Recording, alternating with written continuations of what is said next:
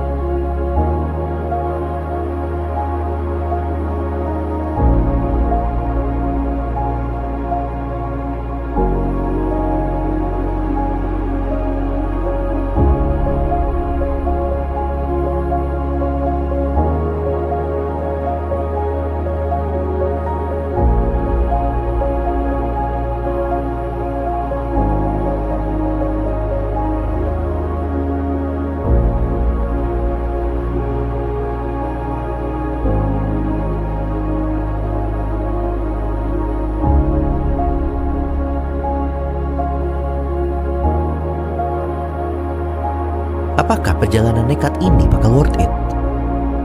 Selamat datang di episode 3 Sehari Menjadi Santri.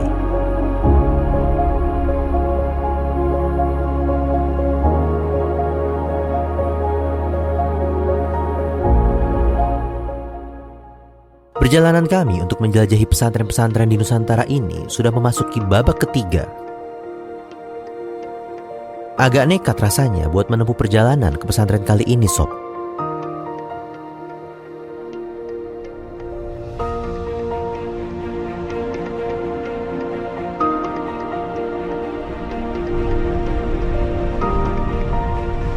Dan bener aja, begitu sampai rasanya wow! Ini pesantren bertema alam. Udaranya dingin, pemandangan yang bikin mata gak mau ngedip. Pondok Pesantren Tahfidzul Quran Fityatul Islam. Senin 2 Januari 2026. Kami sampai sekitar jam 4:30 sore sob. Pas banget waktu santri lagi free time. Lagi gunung lewat di lembah guys. Mulai peralatan. Innalillah. Bulan di sini tuh kayaknya berhenti. Assalamualaikum. Ada yang olahraga, jajan, santai. Kelihatan normal kan? Sampai gue sadar satu hal yang bikin gue shock sob. Di sini gak ada yang ngomong pakai bahasa Indonesia, apalagi bahasa Sunda. Mereka full ngobrol, bercanda, bahkan main pakai bahasa Arab sob. Gue ya jadi patung lah, santri dadakan yang cuma bisa senyum-senyum bingung.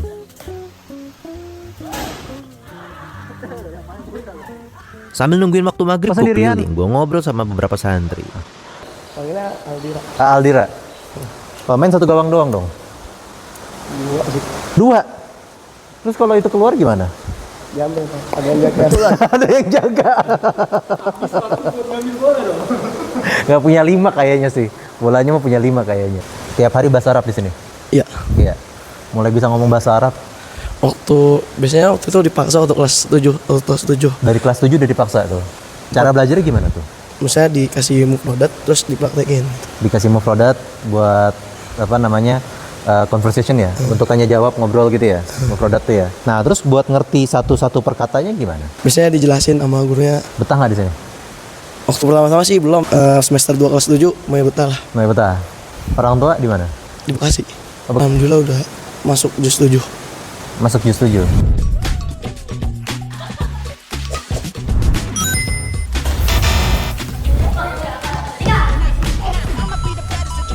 shot.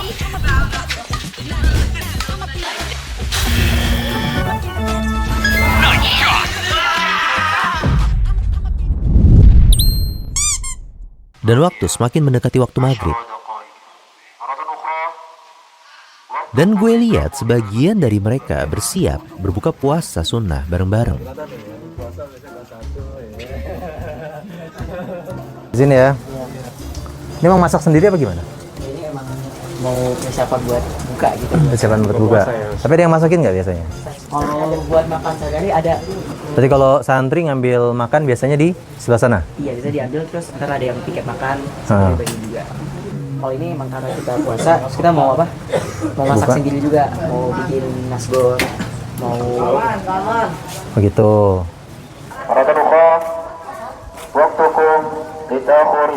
Ya, waktu sholat tinggal beberapa menit lagi. Kayaknya itu. Udah pengumuman, ini santri sudah mendekati waktu sholat dan santri sudah memasuki waktu kegiatan KBM kembali. Berarti artinya istirahatnya sudah mulai selesai. Dan kita lihat sebelah sana, itu karena sekarang kita di hari Senin ya. Hari Senin di tanggal 2 Februari. Senin, dan teman-teman sepertinya puasa Senin Kamis. Sebagian santri ada yang puasa Senin Kamis sebelum mendekati bulan puasa. Sekarang sudah masuk nisfu Sya'ban. Assalamualaikum. Oke, Masya Allah. Mana yang kelas 1? Semua kelas 1. Ya, terlihat masih rajin. Bagus. Berarti udah berapa bulan di sini? Sekitar 7 atau 8. 7 bulan. 7 bulan ya. Mau megang nggak? Siapa yang mau megang? Siapa yang mau megang?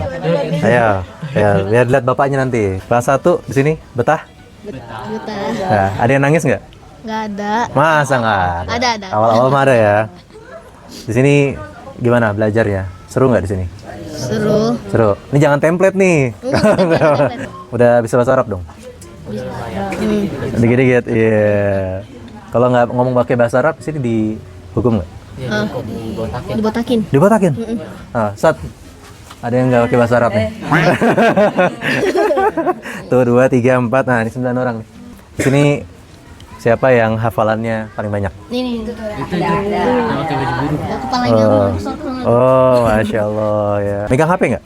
enggak pakai HP itu pakai HP kentang apa? HP kentang? HP tempe. Nokia. Nokia? Buat telepon doang. Buat telepon doang? Itu boleh masing-masing bawa? Enggak, jadi ada kelompoknya gitu. Oh, ada kelompoknya. Iya. Nanti buat telepon orang tua. Iya. Uang jajan? Uang jajan Uang jajan gimana kalau orang tua ngasih uang jajan?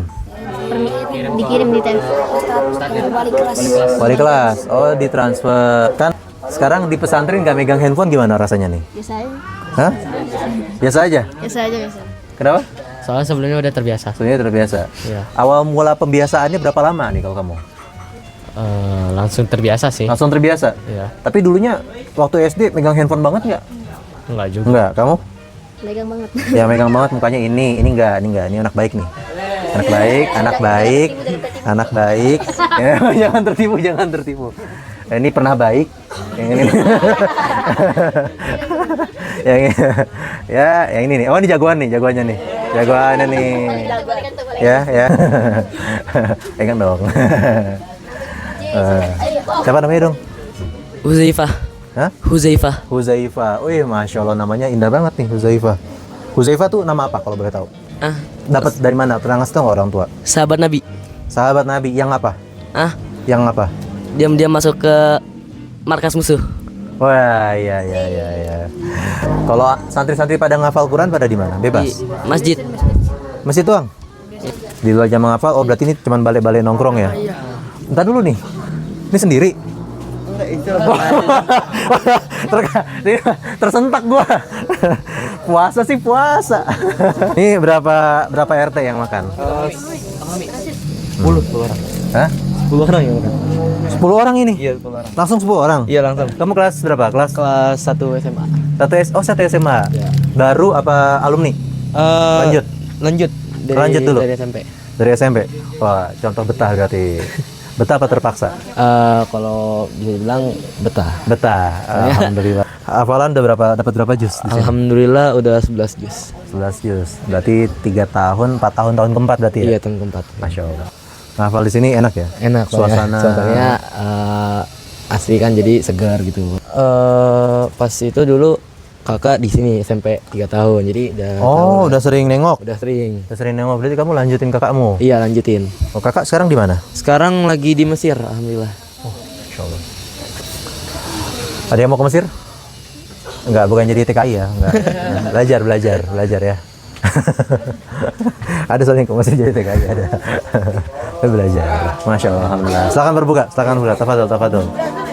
Masya Allah. Silakan ya. Maaf diganggu waktunya ya. Terima kasih.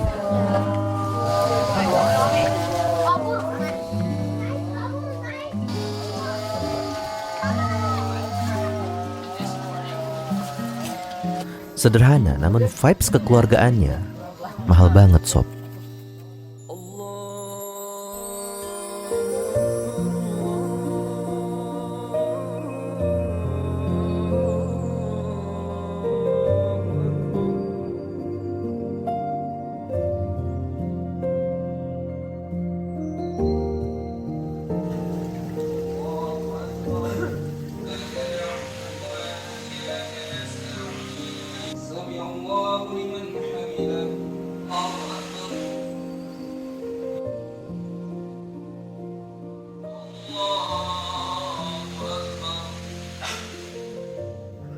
Habis maghrib lanjut menunggu Isya. Nah setelah Isya inilah ada kegiatan rutin mereka bernama halakoh. Dan halakoh ini berbeda-beda kegiatan tiap halakohnya sob. Dan kebetulan halakoh kali ini dengerin nasihat Ustadz.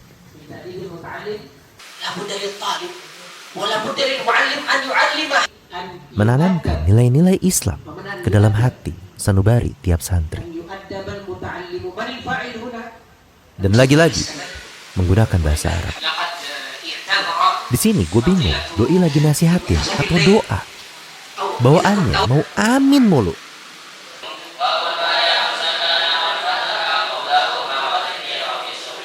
Pesantren ini komitmen untuk menggunakan bahasa Arab dan juga Inggris sebagai bahasa sehari-hari. Di sini ba'da Isya ada kegiatan taklim dan bisa dilihat dari awal sampai akhir menggunakan bahasa Arab. Lu ngerti Pak?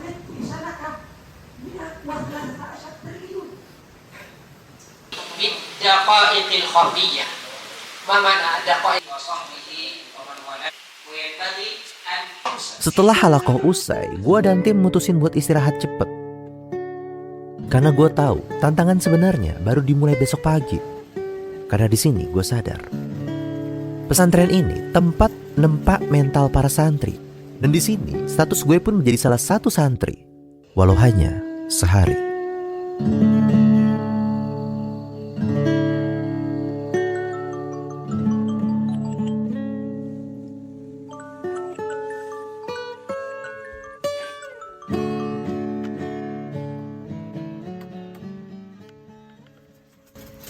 Jam 4:06 sob. Nah, di sini udah ada kegiatan tahajud. Kayaknya kita langsung ikut aja. Ayo siap-siap yuk.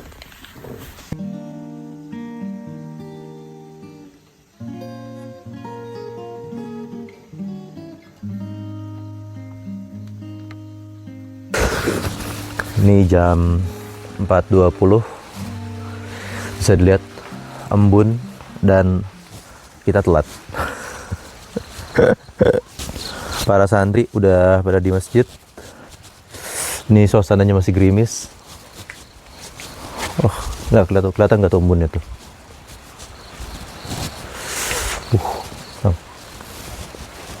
Hati-hati. Wah, ketutup embun ya, jadi nggak terlalu kelihatan jalanan. Nih, gimana nih Kang? Kita jadi santri telat. Suasana gerimis guys. Iya. Kita langsung ke masjid aja. Awas. Mas Kang. Masuk.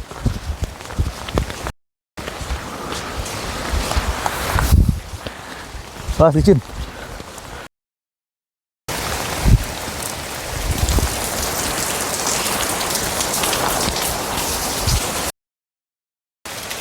Langsung ke atas aja kali ya. Udah mau setengah 5.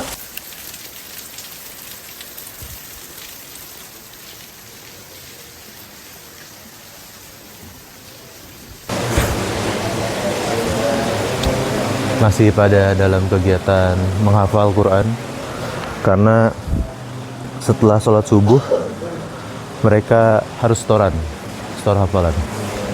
Jam 4 pagi, gue pikir gue udah paling rajin. Ternyata gue telat. Mereka udah bangun dari sebelum jam 4. Halakoh, menghafal Quran. Dinginnya mega mendung. Di tengah gunung. Airnya sob. Di tengah pagi gini, gak bikin mereka getar. Malah gue yang sekujur tubuh gemetar. Waktu subuh tiba, kita pun sholat berjamaah.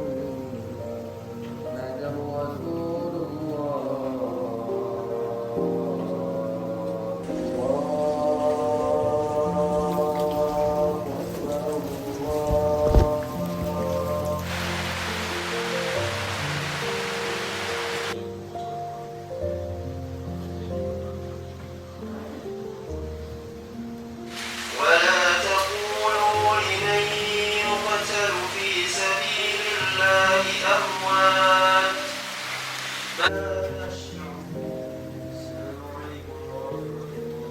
Habis subuh, para santri setoran hafalan.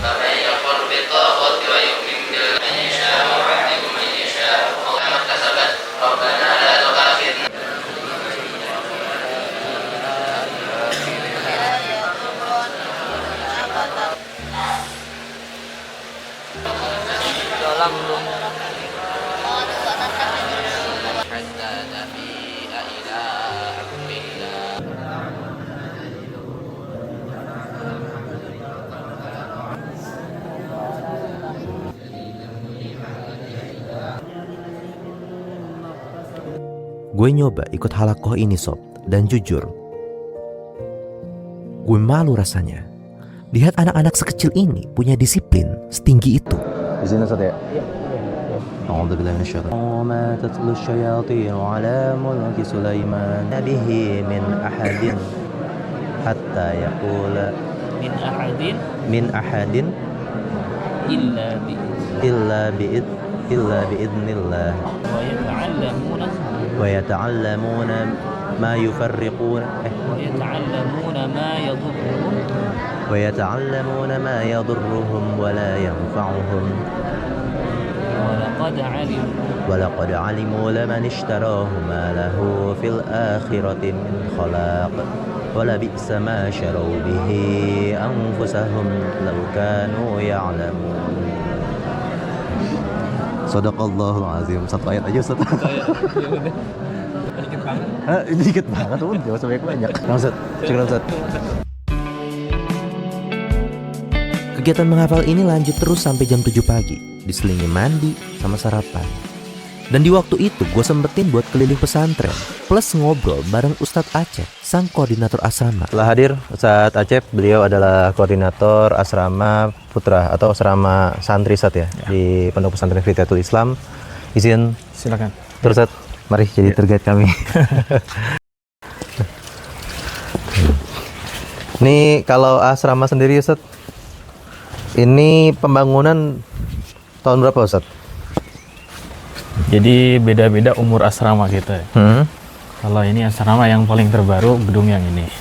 Yang terbaru karena ini asrama SMA. Nah, nggak SMA ya? Ya, berarti SMA. dulu awalnya itu hanya... Awalnya dulu hanya kita berfokus di SMP di sana. Dan itu dulunya terpusat di sana dan ini baru.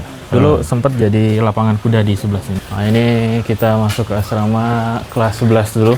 Assalamualaikum. Assalamualaikum. Ya, Izin ya. izin masuk. Untuk satu kamar itu berapa orang Ustadz? Nah, kalau kapasitas sebenarnya bisa nyampe 12. Cuman yang ada hari ini kurang lebih ada 8. 8. Ya, untuk yang kelas 11 ini. Oh, di sini juga sudah disediakan lemari, Ustaz ya? Iya, untuk lemari udah kita sediakan. Satu santri, satu layar. Santri, satu layar ini. Satu pintu ini. Oh, satu atas bawah. Ya, kadang ya satu atas bawah. Atas bawah ya. Oh, iya. Kebersihan pagi, siang, sore gitu, Ustaz ya? Kebersihan pagi siang sore, tapi kita punya kebersihan barang-barang yang kita laksanakan setelah halakoh pagi tadi. Oh, iya. Itu Setelah halakoh pagi. 15 menit yang kita lakukan di sini.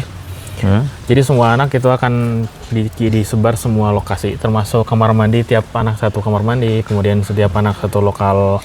Oh, iya. Misalnya lapangan aja. Nah, Itu tunjuk apa ada namanya, Ustaz? udah ada namanya, dan itu udah diatur oleh, kalau bahasa di sekolah biasa OSIS-nya. Iya. Oh, iya. Itu yang bagian pengaturan di situ untuk bisa membuat kemandirian ke anak yang mana kan dulu basicnya ada dari orang-orang di Jakarta kan biasanya malas dan sebagainya. Kalau anak-anak itu perkotaan tuh, di iya. perkotaan, di awal-awal kesini dulu ketika program kebersihan di pagi itu mereka nggak mau pegang sikat dan lain sebagainya. Oh iya, ada yang pasti geli-geli Protes gimana gitu. ya. Makanya, salah satu untuk men-treatment itu mereka harus sedikit tanggung jawab. Iya. Tadi kalau lihat-lihat di situ ada kolam renang, Ustaz. Iya, Itu aktif, Ustaz. aktif. Baru dipakai kemarin.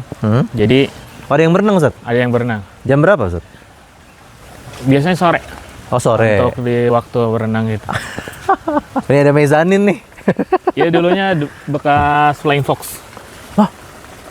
Ini. Iya. Dari sini ke Ini pohon yang besar itu. Oh iya, ini bekas tiangnya nih. Iya, tiang Flying Fox. Tahun berapa, Ustaz? 2014. 2014. Iya, sampai Ada Flying Fox ya? Ada Flying Fox-nya. Itu buat nganter barang dari sini. apa buat orang capek gitu kan kalau bolak-balik masa pembangunan itu, ayolah kita terjun aja gitu. Hiburan aja dulunya. Hiburan. Iya. Yang sebelah sini ini anak kelas 7, yang di atas 8 sama 9. Oh, pengabdian itu maksudnya dari pesantren lain yang ingin ngabdi. Biasanya anak-anak yang dulu awalnya dikasih beasiswa, kemudian beliau siap sanggup untuk ngabdi, dan itu pun tidak hanya pengabdian tidak digaji, seperti hanya ngajar dikasih uang, Insentif segala macem gitu ya. Tapi memang yang beasiswa ini dipersiapkan untuk menjadi apa namanya? Bahasanya dikader lah. Dikaderisasikan untuk menjadi pengajar atau pengajar di sini. Iya. Oh, Masya Allah. Berapa lama Ustaz, kira-kira itu kalau yang mengabdi ini? Yang mengabdi 1 tahun saja. Bagian dari santri nanti harus bebenah tuh, ini juga Termasuk bagian ini. dari yang ini ya. Iya, cuman biasanya kalau area-area rawan kayak gini, ini pembersihan hari Ahad. Oh, seminggu sekali ya? Iya. Iya. Untuk kolam renang kurasnya Yang nguras berapa hari sekali, Ustaz? biasanya 3 hari sekali. 3 hari sekali? Karena airnya kan langsung dari gunung. Kenapa selalu dikuras 3 hari sekali? Hah? Karena airnya dari gunung, maka otomatis si air itu akan bawa pasir. Atau ya. Itu ke kali apa, ke drainasi yang di pinggir situ nggak sih? Iya. Ke buangnya ke situ nanti. Iya. Oh. Ayo, ketahuan ya. Belum masuk nih. Bagian halakoh. Cabut halakoh nih. Ini kamar mandi apa, Ustaz, tadi ini? Kamar mandi Kelas. Ini aula lama, Ustaz? Ya, aula lama. Punya aula. Aula tuh penting santri kumpul. Ya, santri kumpul kegiatan. atau kegiatan, ada kegiatan santri masuk nonton bareng, penguatan bahasa biasanya. Oh iya. bahasa Arab. Nonton tentang bahasa yang film bahasa Arab tapi nggak ada teks. Ya, Nonton. cenderung bagaimana listening kalau bahasa. Biasa Ya, mendengar, Ustaz ya. mendengar. Ya, nuansanya tetap bambu tapi bangunannya ini udah bangunan permanen, Ustaz ya. Ya. Aduh, aulanya Hah? bekas kemarin yang nginep biasa ditutup. Oh, ini orang tua, Ustaz ya.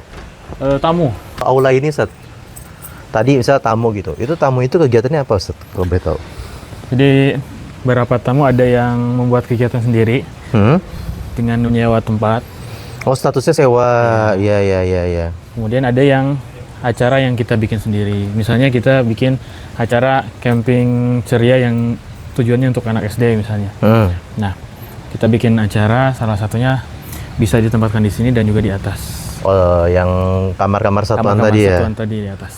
Oh, itu berarti pesantren ini tidak menutup akses untuk orang luar Iya. bisa masuk ke dalam aktivitas di dalam pesantren, pakai apa namanya fasilitas-fasilitas yang ada di pesantren kayak gitu. Justru Ustaz, ya? supaya orang bisa merasakan bagaimana rasanya di pesantren. Lapangan ini buat kegiatan ekskul. Ya, kegiatan ekskul di hari Sabtu. Jadi sistem pembelajaran kita dari hari Senin sampai hari Jumat itu terfokus sama pelajaran-pelajaran keagamaan, kepesantenan, sama pelajaran umum sebagian.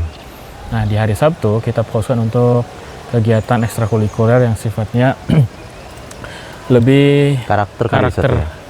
Salah satunya kita punya panahan, kemudian yang keduanya ada bela diri. berpedang, kemudian ada bela diri yang namanya gerak tarung dari kita, sama kepramukaan. Nah, biar bisa ikut kompetisi pramuka, betul ya. Lebih luas lagi. Lebih luas lagi. Rasa sangat cukup sih, Ustaz. Udah dapat banyak banget. Makasih banyak Ustaz Acep waktunya. Sama. Makasih banyak.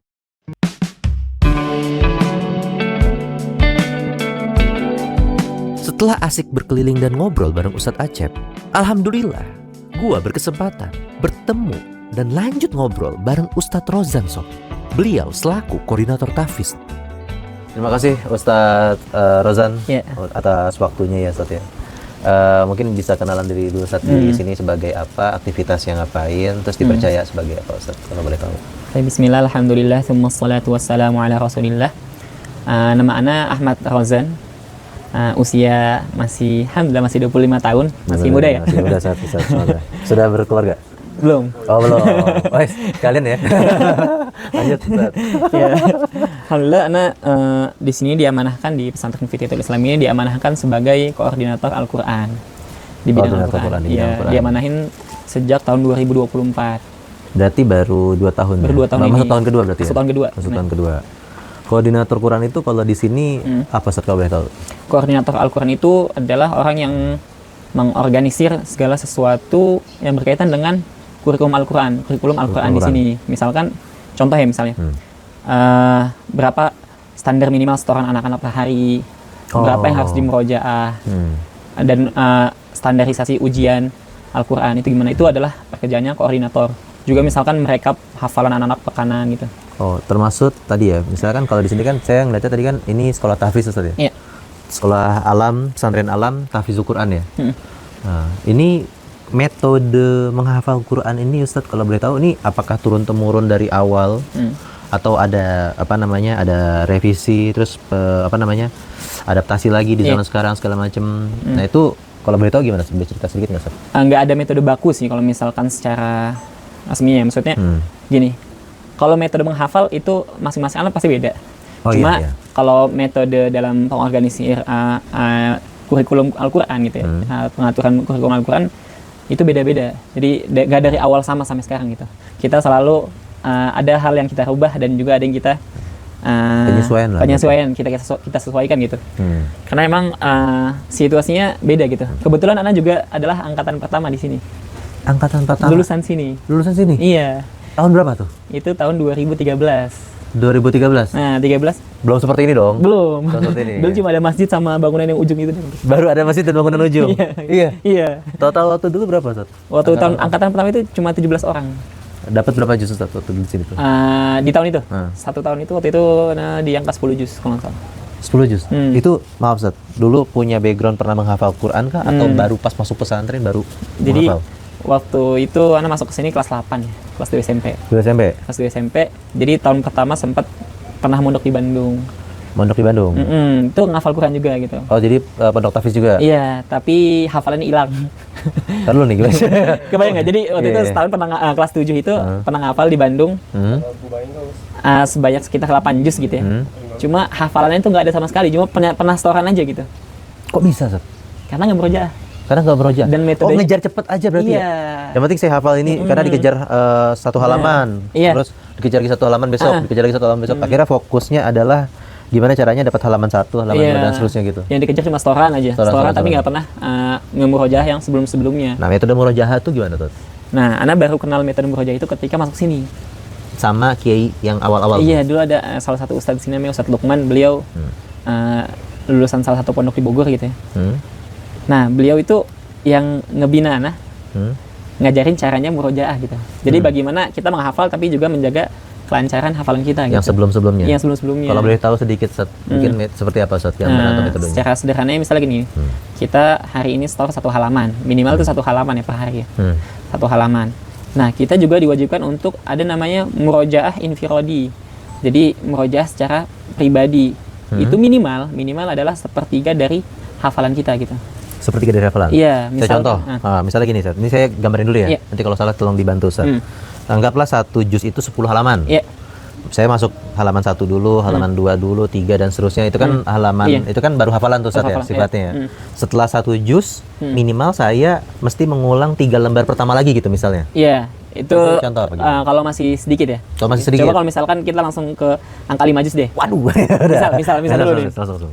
5 juz, kita udah punya 5 juz. Iya, 1 aja bingung kadang-kadang. Ini 5, oke, lanjut. Kita punya 5 juz. Artinya 1 hari itu kita minimal murojaah sekitar 1,5 sampai 2 juz. 1 hari? 1 hari. 1 hari? 1 hari. Murojaah kembali, ingat-ingat lagi tuh. Berarti kan mau nggak mau dia ngulang-ulang lagi tuh, Ustaz? Iya, gitu. Per halamannya? Iya, jadi misalnya hari Senin kita murojaah juz 1 sampai juz 2,5 pertama. Kebayang nggak? Insyaallah. Ya kan? Hari kedua, hari Selasa misalkan kita murojaah juz 2,5 kedua sama juz 3 gitu. Intinya jadi dalam 3 hari itu semua hafalan keulang. Dalam 3 hari ya? Dalam 3 hari itu. Karena sepertiga. Sampai sepertiga. nyusul di halaman kita lagi hafalan yang itu. terakhir gitu ya. Itu metode ini hanya bisa dipakai di orang yang memang sedang memperdalam ilmu Al-Quran kah, hafalan Quran kah, atau bisa dipakai untuk umum juga Ustaz, metode ini tuh? Sebenarnya bisa dipakai untuk umum juga sih. Sebenarnya. Tapi tergantung sama keseriusan kita aja gitu. Oh gitu. Cuma masalahnya kita mau nggak waktunya mau nggak dipakai untuk Al-Quran. Waktunya mah ada gitu. Bukan nggak ada waktu, waktunya mah ada, mau dipakai tuh. Iya, waktu itu Ana dapat kata-kata bagus banget gitu ya. Quotes mungkin kita bilang. Jadi jangan nunggu waktu luang untuk Al-Quran. Tapi kita harus meluangkan waktu. Kalau nunggu waktu luang nggak akan ada gitu. Iya, seakan-akan tidak ada waktu. Nggak akan ada waktu gitu. Tapi kalau misalnya kita mau meluangkan waktu untuk Al-Quran setiap hari ya pasti insya Allah akan Allah bantu gitu. Ya ini tema kita tuh sehari menjadi santri Ustaz. Nih ya saya sedang menjadi santri di sini, tolong diberikan petua-petua Ustaz. Ada namanya Rabtul Hifzi. Rabtul Hifzi itu mengikat. Gitu. Oke. Mengikat. Jadi gini. Kita tuh kalau kita pernah hafal pasti ngerasain bahwa hafalan yang paling lemah itu hafalan yang baru dihafal. Jadi gini, misalkan kita setoran jam 8 pagi, biasanya jam 10 udah hilang lagi tuh. Oh iya. Nah, kenapa hilang ya? Karena emang masih masuk ke hafalan jangka pendek kita gitu. Oh gitu Ustaz. Nah itu maka harus kita jaga terus kan. Jadi kita konsepnya gini, kalau Rabtul Hifzi itu misalkan Senin kita setoran halaman 20. Selasa setoran halaman 21. Artinya di hari Selasa ini dia harus setoran dari halaman 17 sampai halaman 21. Jadi 20-nya mau nggak mau kena. Jadi kita 5 halaman terakhir yang distorkan. Oh. Kebayang ya? Jadi besok halaman 22 berarti halaman 18 sampai 22. 18, 19, 20, 21, 22. 5 lembar tiap santri. 5 halaman tiap santri. Iya. Itu distorkan ke ustadznya. Itu setelah hifzi, terus tadi ada yang mengikat tadi apa namanya? Iya, Rabtul Hifzi. Rabtul Hifzi itu yang mengikat tadi. Iya, mengikat tadi. Jadi hafal-hafal sifatnya setoran. Sifatnya setoran ke ustadznya. Kalau infiradi tadi sendiri. Karena kalau ustadznya nyimakin nggak kuat. Kan panjang ya. 2 juz ya. Satu santri kalau ada 10 kan. Itu. Iya. Itu tuh Rabtul Hifzi. Jadi itu ya untuk mengikat hafalan-hafalan baru itu yang sifatnya masih lemah gitu. Tapi kalau misalkan dalam 5 hari dia udah keulang terus-menerus gitu. Itu otomatis udah mulai masuk ke hafalan jangka panjang kita gitu. Sesuatu yang kita ulang-ulang. Kayak gitu. Itu Rabtul Hifzi. Oke. Ada lagi nggak Ustaz setelah itu? Ada sih, jadi kalau kita kan ada konsep namanya peta hafalan ya. Peta hafalan, oke. Jadi tiap anak tuh namanya kita punya peta hafalan anak-anak yang mengisi mereka gitu. Jadi di peta itu ada jadi 30 juz ya. Bentuknya kayak tabel gitu. 1 sampai 30. Juz 1 merah, misalkan ada warna merah, ada warna kuning, ada warna hijau. Yang merah artinya hafalan udah hilang. Udah hilang gitu, nggak bisa dibaca lagi, nggak inget sama sekali gitu. Lupa misalnya. Nah, kalau yang kuning itu sifatnya ingat-ingat samar. Tapi lupa depannya biasanya. Iya, itu artinya dia masih perlu lancarin lagi gitu untuk dites gitu. Kalau hijau dia artinya dia bisa dites saat ini juga gitu. Oh, berarti gini Ustaz. Setiap anak punya tabel. Saya punya tabel nih. Misalnya anggaplah amin insyaallah ya. Iya. Saya hafal 30 juz. Tapi pas dites ternyata masih ada merah kuning, hijau gitu ya. Atau merah semua. Kayaknya sih belum ada malah. Belum ada colokannya. Bisa. Nah, itu yang merah itu nanti bakal diuji lagi, sifatnya ujian. Jadi yang merah itu nanti masuknya kita punya konsep namanya islah. Islah artinya memperbaiki. Jadi yang merah sama kuning itu masuknya ke islah. Harus diperbaiki lagi. Diperbaiki dengan apa? Setoran lagi. Mulai dari yang tadi awal tadi tuh. Iya, cuma waktunya beda. Jadi yang hafalan baru tetap jalan. Yang hafalan baru tetap jalan, cuma ada halakoh lain, ada waktu lain untuk menyetorkan hafalan yang lemah merah-merah ini. tadi. Iya, merah-merah tadi gitu. Jadi beda waktu lagi. Ya karena ini ya, karena hafalan tuh dinamis gitu. Betul. Misalkan saat ini yang merahnya cuma 5. Bulan depan bisa jadi merahnya 7 atau 8 gitu. Oh iya. Kebayang kan? Iya. Atau hari ini yang jus ini hijau. Setelah liburan ternyata jus ini jadi merah. Dan itu dites lagi, Ustaz? Dan itu Ada tesnya lagi maksudnya? Ya Ada otomatis ada waktu lagi untuk mengislah. Maksudku untuk ngecek apakah dia itu yang tabel tadi itu beneran tiba-tiba merah apa segala macam, berarti dia dites acak kah? Iya, idealnya gitu ya. Idealnya harusnya kita tes lagi ya. Cuma maksudnya biasanya anak-anak tuh tahu kondisi hafalannya gitu. Oh. Biasanya anak-anak ketika pulang tahu kondisi hafalannya. Saat tiba-tiba dia benerin sendiri tuh tabelnya. Iya, set ini kalau misalkan apa namanya? Karena saat ini di jus ini lagi kacau saat ini kacau jus ini lagi kacau gini segala macam. Bentar dulu, Ustaz. Berarti itu sifatnya ini dong dia. Apa introspeksi diri, kesadaran diri, terus kejujuran dong. Bisa jadi, cuma jadi tabel itu bisa kita konfirmasi dengan tes gitu. Dan sebenarnya jadi tugas musyrif halaq itu dia yang paling tahu kondisi hafal anak-anak itu.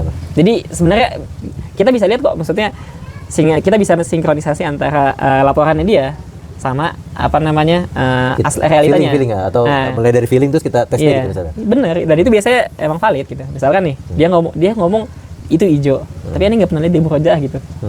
Antum nggak pernah murojaah tapi kok hijau gitu. Coba sini gitu. Akhirnya ternyata beda. Nah itu nggak bisa. Berarti Ustaz juga hafiz nih 30 juz apa gimana? Alhamdulillah Ya. Ya Allah, single. Dia hafiz, Ustaz. Masya Allah. Hafiz hafiz perjaka. Hafiz keperjakaan. Dijaga maksudnya. Iya. Perjagaannya. Nggak apa-apa, berproses. Itu Ustaz ya. Jadi mainnya itu adalah lembar ya, Ustaz. Halaman. Sorry. Kalau lembar itu kan depan belakang ya. Mainnya itu halaman ya. Halaman gitu. Itu kalau kita halaman, biasanya patokan kita halaman. Pencapaian semester juga biasanya patokannya halaman gitu. Iya. Itu memang fokus, berarti itu benar-benar menerapkan sekolah Quran itu metode-metode gimana caranya santri ini bisa menjaga hafalan mereka. Iya. Dan itu juga pasti disesuaikan ya. Kadang kan misalkan nggak semua metode itu sesuai untuk semua tempat. Betul. Karena situasi dan kondisi berbeda gitu. Betul. Dari kondisi anak-anaknya, kondisi tempatnya. Kalau ngomongin tempat aja, menurut masnya misalkan, di sini cocok gak buat ngapal? Sangat cocok ya? Sangat cocok ya. Cuma realitanya adalah, jadi di sini kan suasana enak ya, dingin gitu. Enak. Nah, pertanyaan anak nih, misalnya antum lagi liburan ke villa, maunya serius apa malas-malasan? Kayaknya malas-malasan. Maunya malas-malasan kan? Kalau niatnya liburan pasti malas-malasan. Iya. Nah itu yang terjadi di anak-anak di sini gitu. Suasananya enak nih emang. Suasananya kayak villa gitu. Tapi iya benar Ustaz. Iya maksudnya. Karena dingin kan? Dingin segala macam. Nyaman. Akhirnya emang jadi usaha kita paling berat di sini apa? Membangkitkan semangat anak-anak gitu untuk ngaji gitu. Kesadarannya itu yang diangkat ya. Diangkat. Dan itu emang berat gitu. Karena kan anak-anak masih remaja nih ya. Satu anak remaja, kedua mentalitas anak kota. Iya.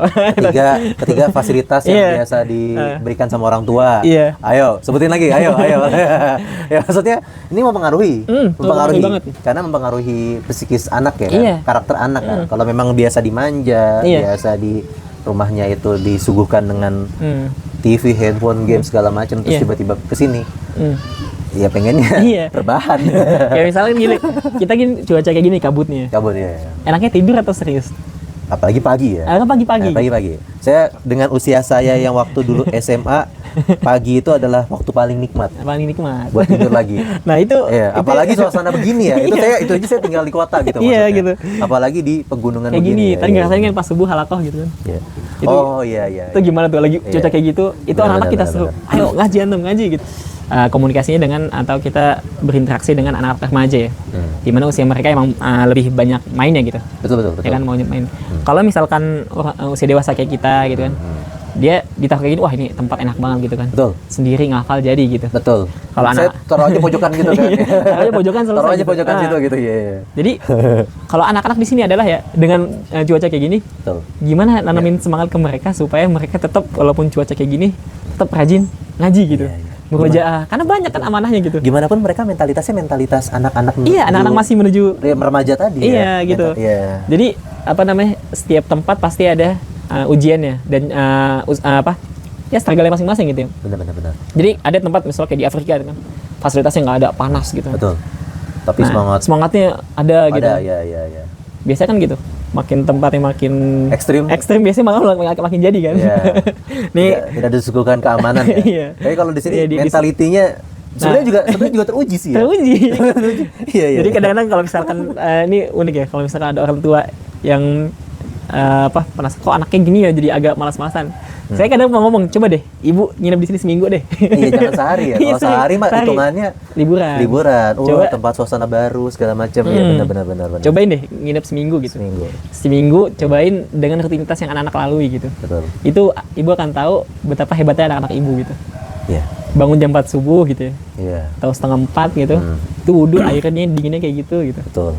Sholat, betul. ngafal gitu ya. Betul. Malam itu apalagi kalau lagi hujan deras ya. Di sini kalau hujan terus-terusan gitu, nggak berhenti gitu. Itu berat banget gitu. Jangankan buat santrinya, buat ustadznya aja berat untuk keluar rumah gitu. Ustadz aja berat gitu untuk keluar rumah. karena tempatnya enak. Enaknya buat slow living. Betul. Ya kan? Betul. Nyantai gitu. Nah, itu maka usaha kita juga harus lebih lagi untuk gimana cara nanamin semangat ke anak-anak supaya lebih ya.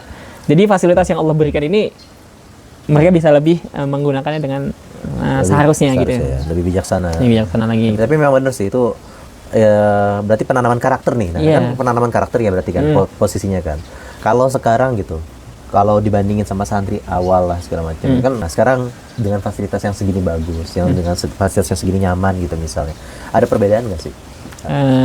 Kalau anak rasakan ya jauh ya. Maksudnya kalau secara sistem saat ini lebih rapi sih. Secara sistem lebih rapi. Jadi sistem kepesantrenannya dari ya semua ya kurikulum dan pokoknya awal-awal kan namanya merintis ya. Iya. Itu ketika perintisan kita ngerasain lah trial and error, semuanya dicobain itu. Semua dicobain ya, benar. Tahun ini bisa jadi ini, tahun depan bisa jadi coba begini. udah capek nih jadi kelinci percobaan. Udah bosen. Metodenya kalau dengan yang dulu dan yang sekarang berapa persen perubahannya?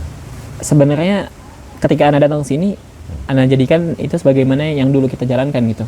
Oh gitu. Iya, jadi justru metode yang lama itu diadaptasikan lagi ke orang-orang. Walaupun ada sedikit revisi dan agak sedikit kita kembangkan ya. Ya karena penyesuaian juga gitu. Jadi sebenarnya yang berbeda apa? Yang berbeda ya mungkin kayak beberapa tadi kayak ada konsep peta hafalannya gitu. Oh, itu dan, justru baru. Itu baru. Itu baru ngambil dari metode mana Ustaz? Atau lu pernah ngeriset sendiri atau mencoba adaptasi dari tempat mana gitu misalnya? Kalau aneh sih mungkin lebih studi kasus nggak secara resmi sih, maksudnya kayak ngeliatin anak pribadi dan juga teman-teman yang punya hafalan lancar gitu ya, misalnya yang bagus-bagus hafalannya gitu. Walaupun di murojaah ternyata. Iya, jadi kita tetap pasti punya ya itu. Jadi ada yang hafalan yang merahnya, hijaunya, kuningnya. Mungkin banyak orang gitu ya, hafalannya nggak lancar, cuma nggak jelas gitu datanya. Lancarnya yang mana gitu? Iya, di mana posisinya? Waktu itu ngadepin salah satu santri gitu ya, adik kelas gitu, kayak gitu, nggak lancar satunya. Masalahnya nggak jelas kita kan. Udah gitu nanti ada orang lagi nggak jelas, nggak lancar juga. Lancarnya di mana? Iya, nggak lancar mana gitu. Kita kan butuh data yang valid. Dipetakan tadi itu ya. Kita petakan supaya jadi data yang valid gitu. Ini kan banyak Ustadz ya tadi ya, kayak mungkin yang udah biasa tadi menghafal Quran atau punya metode menghafal Quran gitu kan, yang tidak seperti di sini misalnya. Terus mereka yang para ini para santri yang sudah selesai ini kan pasti, tapi bentar, saya mau nanya dulu Ustaz, ini bisa di-cut sih gampang. Basically pesantren kan, tiba-tiba ke Ar-Royah. Ar-Royah itu basically juga pesantren kan? Pesantren. Berarti kan sebenarnya itu kan pesantren ketemu pesantren kan? Pesantren ketemu pesantren di usia yang menurutku itu susah ya untuk pesantren nih. Sudah nggak, ya kan? Justru itu kan usia bahaya kan? Usia bahaya. Usia saat ya orang pada mau bebas kan. beberapa mobil kan? Karena tadi ya usia remaja menuju dewasa ini kan usia remaja lah kita sebut ya. Usia remaja ini kan banyak hal di kepalanya tadi ya, banyak hal yang pengen dicoba, banyak hal bikin penasaran segala macam gitu kan. Nah kan tadi yang biasanya di pesantren itu ketat, punya aturan ini itu segala macam. Saat tidak di pesantren, saat lepas itu di usia-usia remaja, teman-teman ini misalnya gitu kan, itu kan ada perubahan besar tuh. Nah, ada tips and trick nggak sih kira-kira kalau dari Ustadznya sendiri gitu, buat teman-teman yang di usia remaja terus tiba-tiba harus harus masuk ke lingkungan dunia yang sesungguhnya yang penuh tiada keterbatasan. Ini tidak ada keterbatasan gitu kan, beda sama di pondok kan, semua dibatasin di pondok. Kita juga harus mengapresiasi juga teman-teman yang tetap berusaha berislam gitu ya, megang prinsip di luar. Itu tuh anak nggak pernah mau merasa kita lebih baik gitu, segala macam enggak gitu, karena usahanya beda gitu. Betul. Belum tentu kita yang di dalam ini ketika ditaruh di luar akan kuat gitu. Ya kan itu kan benar kan gitu. Betul. Jadi emang mungkin ada tahapan dan ujian masing-masing ya. Tapi tetap saya mau apresiasi kepada teman-teman yang udah di luar tapi tetap masih mau nanya ini halal nggak sih? Gitu. Ini haram nggak sih? Ini halal nggak sih? Itu tuh pertanyaan itu tuh lahirnya dari iman gitu. Oh iya, benar. Ini halal nggak sih? Ini boleh nggak sih? Itu tuh pertanyaan itu lahir dari iman gitu. Kalau nggak beriman nggak bakal nanya itu gitu.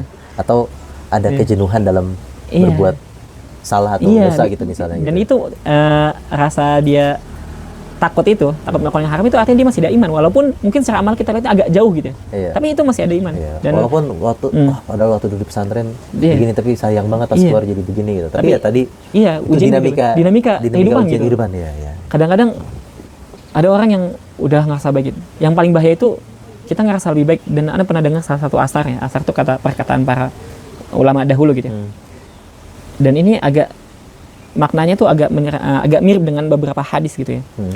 Jadi barang siapa yang menghina atau merendahkan seseorang karena suatu dosa gitu, dia nggak akan meninggal sebelum terjerumus di dosa itu.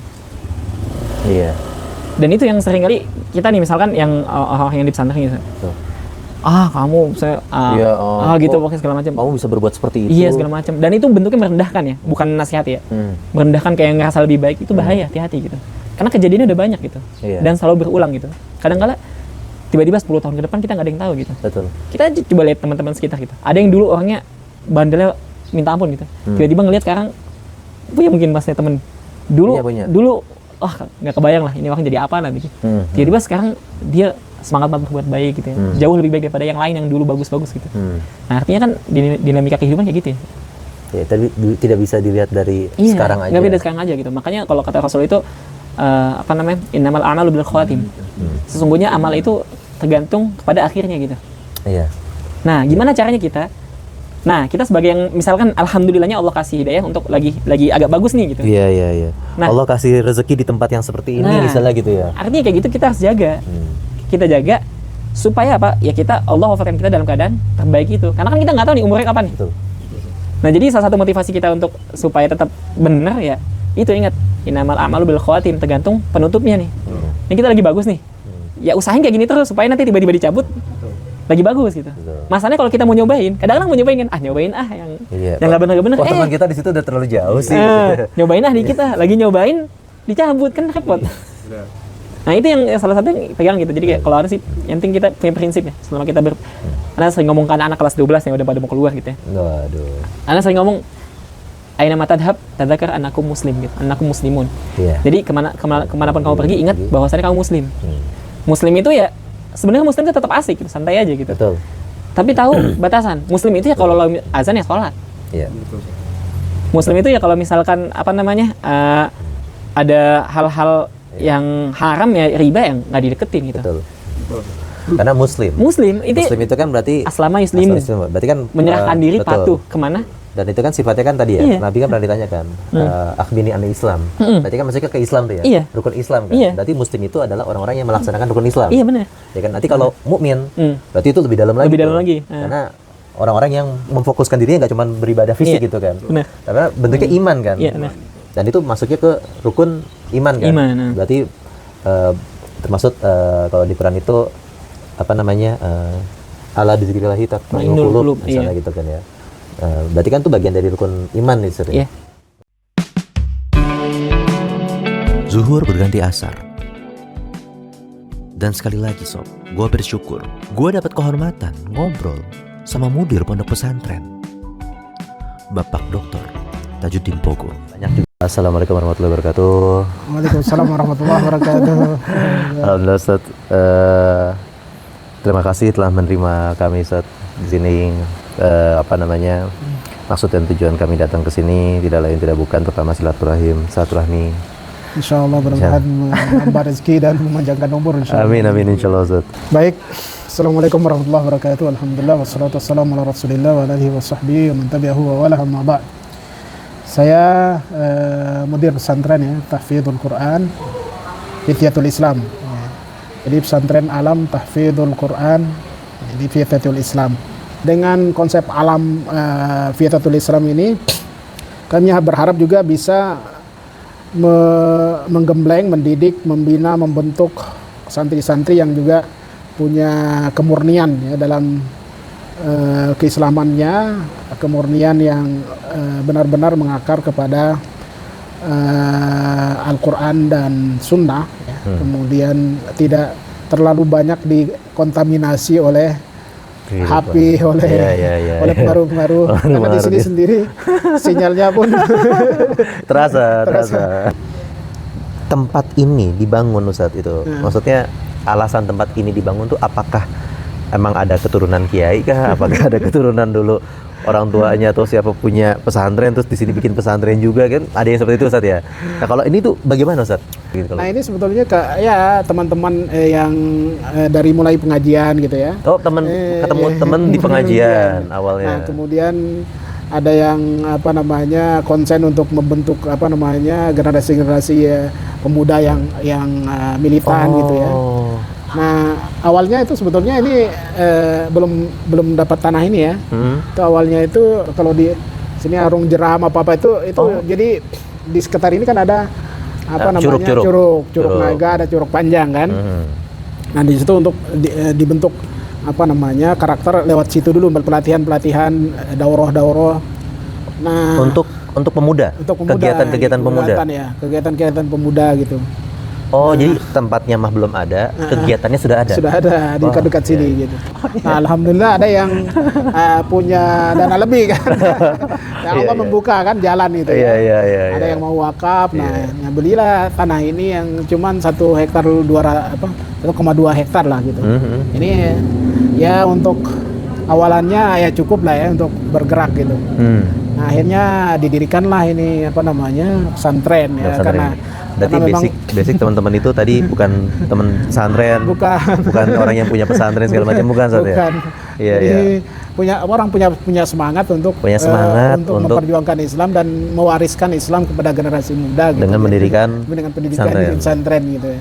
Kalau untuk santri sendiri ya, kalau boleh tahu gitu. Ini kan namanya lembaga itu kan berarti kan sifatnya muamalah ya, ada kontribusi santri sendiri terhadap pesantren, apakah dalam bentuk biaya segala macam itu bagaimana kayak itu? Ya, awal-awal pesantren ini itu Masya Allah ya kita kasih beasiswa gitu. Jadi awal-awalnya itu mereka yang penting mereka mau dididik di sini, dibina di situ. Dan alhamdulillah generasinya sudah ada yang sampai ke Madinah gitu ya, sampai lulus ke Universitas Islam Madinah, ke Saudi Arabia gitu.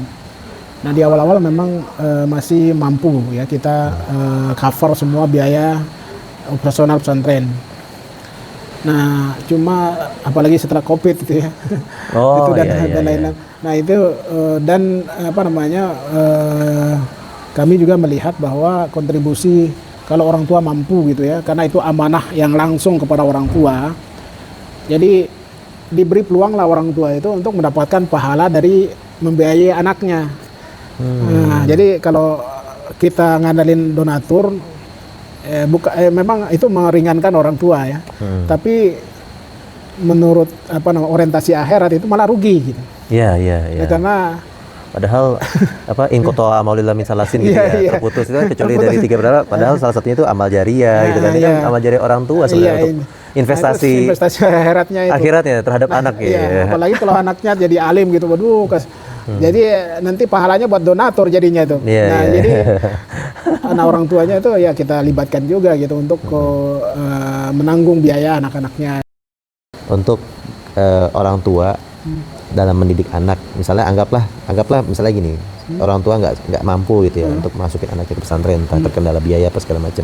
Tapi hal apa Pak Yai yang bisa dilakukan sama orang tua untuk bisa tetap memandu atau mendidik anaknya ini siap dengan keadaan zaman sekarang Pak Yai, kira-kira gitu? Iya, kalau mampu kita didik anak kita sendiri itu yang terbaik. Memang itu amanahnya Allah bebankan kepada orang tua. Pertama itu memang harus ditanamkan akidah yang lurus, yang benar. Jadi anak itu seperti yang dikatakan oleh Nabi Yakub kepada anaknya itu ma ta'buduna min ba'di gitu. Jadi akidah yang kuat, yang kokoh, yang selamat dari syirik, dari kafir, dari munafik gitu. Yang kedua itu supaya menanamkan ibadah yang sah, yang benar, yang sesuai dengan tuntunan yang benar juga gitu. Nah itu ada rukun, ada syarat dan lain-lain dengan ikhlas karena Allah. Nah itu tinggal dipelajari di kitab-kitab fikih. Kemudian yang ketiga itu memang tidak mau mendidik akhlak yang mulia, ya itu yang jadi khuluqun karim ya. Mereka nanti Yang keempat itu ya mereka harus diberi wawasan ketajaman berpikir.